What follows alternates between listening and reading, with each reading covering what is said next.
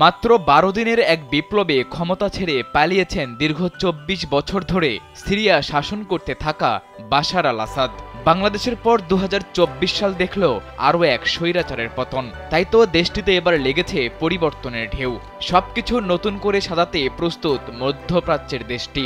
যেই পরিবর্তনে একেবারে শুরুর দিকে আছে সিরিয়ার ফুটবল। সরকার পতনের একদিন পরে বদলে গেল দেশটির ফুটবলের লোগো ও জার্সি। ইতোমধ্যে সিরিয়া ফুটবল অ্যাসোসিয়েশনের ফেসবুক পেজে নতুন রঙের লোগো পোস্ট করেছে দেশটির ফুটবল অ্যাসোসিয়েশন।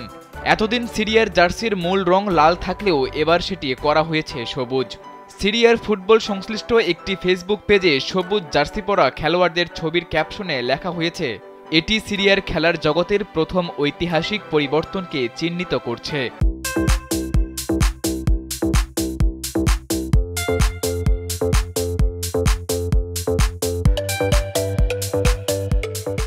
যা কিনা স্বজনপ্রীতি, পক্ষপাত এবং দুর্নীতিমুক্ত।